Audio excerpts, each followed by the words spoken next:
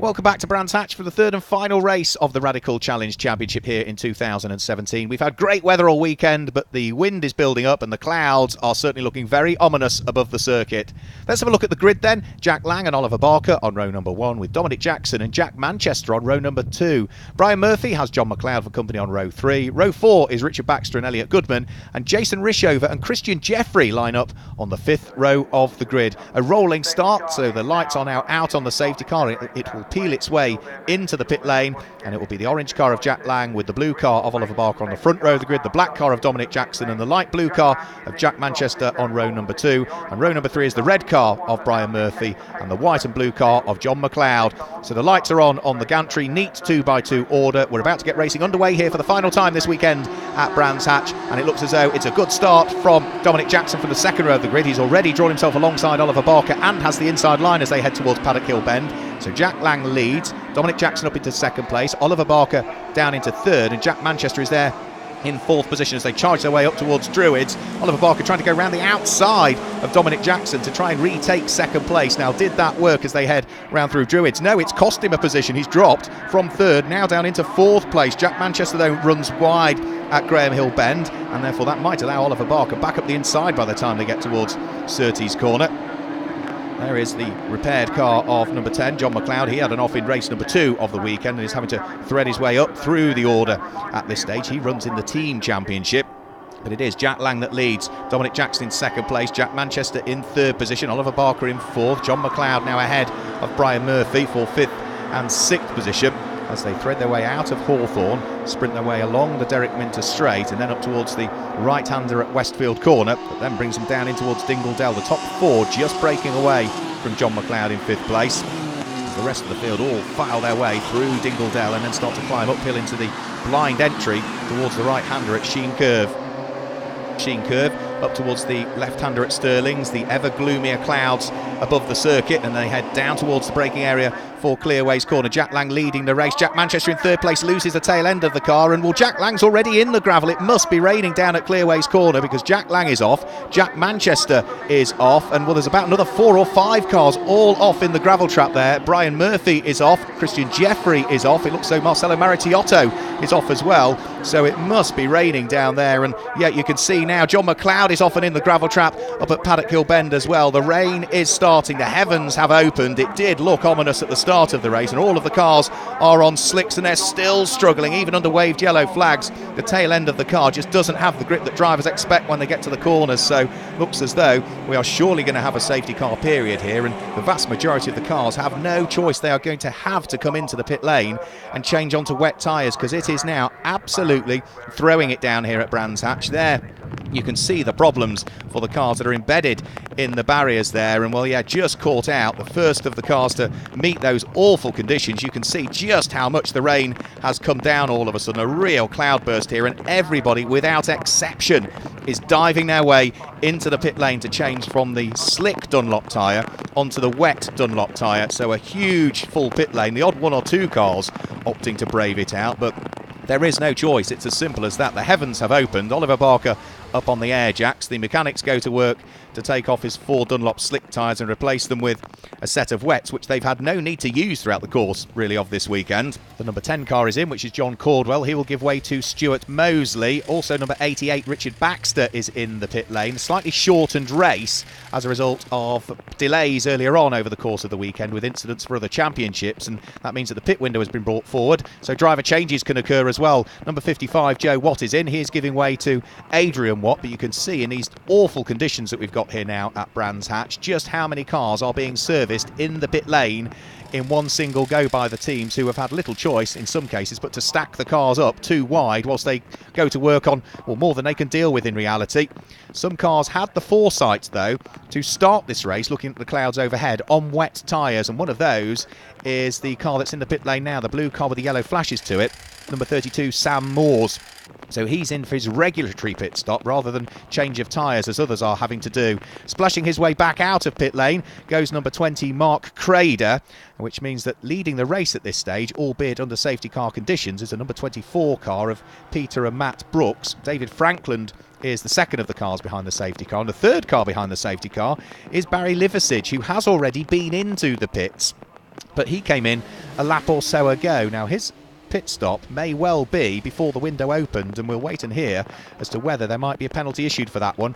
Elliot Goodman splashing his way back out of the pit lane. Steve Burgess comes down off the Airjacks, the champion from 2016. He's back into the race. The final touch is being done to Richard Baxter's car, who will now head down pit lane.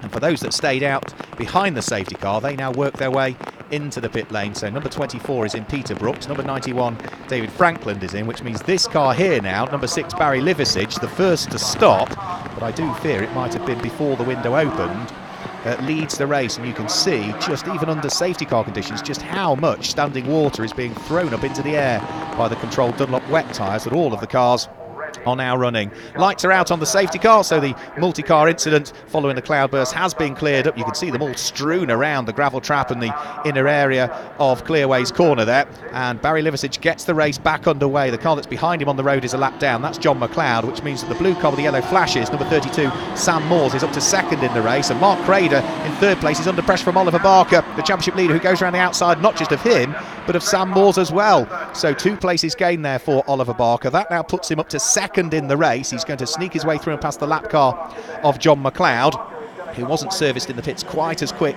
as others. Such was the frantic work that was going on. And it's going to be Mark Crader who's in third place, Sam Moores there in fourth position. So downhill in towards Graham Hill Bend, the lowest part of the circuit, which attracts all of the water. Control the wheel spin on the way out, short shift. And it's not just all of those sorts of problems the drivers have got to deal with, it's the enormous ball of spray and the lack of visibility generally on what is a very full Brands Hatch Grand Prix circuit here.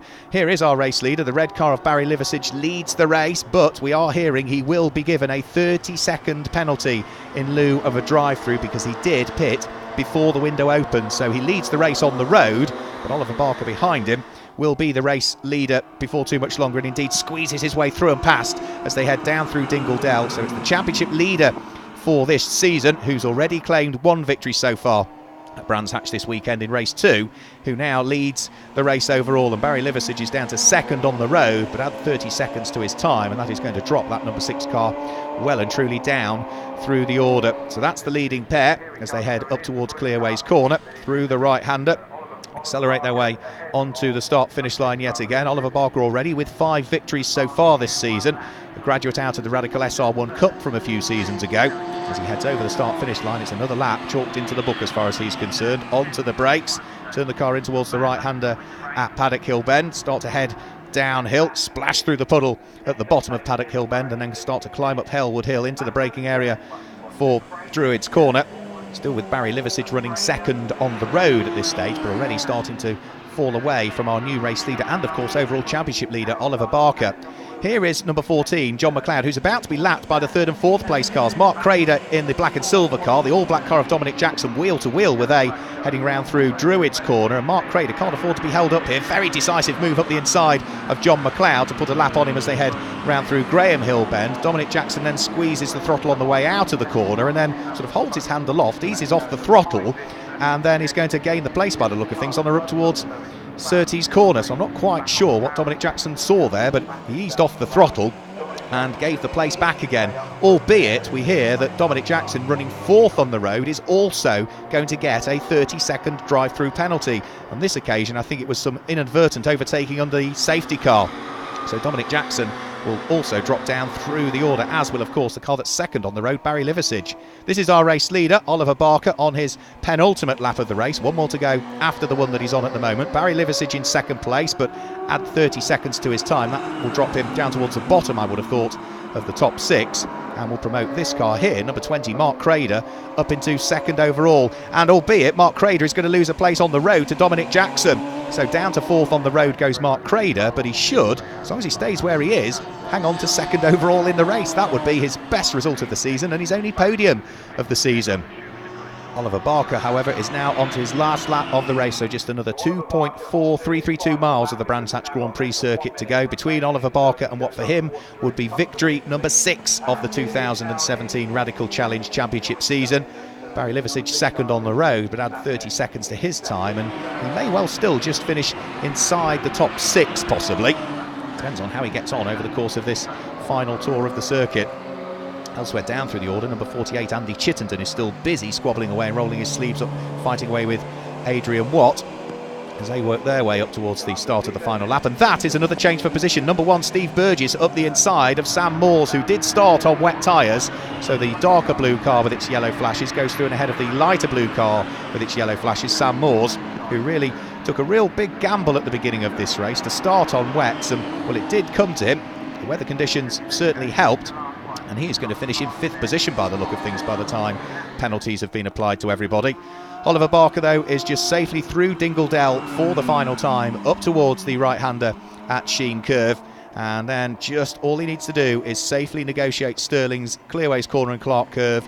And well, victory number 6 is his of the season, and he will further extend his lead in the championship standings. Dominic Jackson will come through and finish in the overall podium places on the road, but add that 30-second penalty to his time following the transgression as far as the officials were concerned, and that will drop him outside of the top 6. Oliver Barker is about to turn his way through Clark Curve for the final time. He wins the 3rd race here at Brands Hatch on the Grand Prix circuit. That's his 6th win of the season, and well, following the problems that befell Jack Lang, his main championship rival, when the cloudburst occurs, that further strengthens his championship aspirations as we head towards Snetterton in Norfolk for the final 3 races of the season. The rest of the field splashing their way through and over the start-finish line, but Oliver Barker will be as pleased as punch with a solid day's work here at Brands Hatch.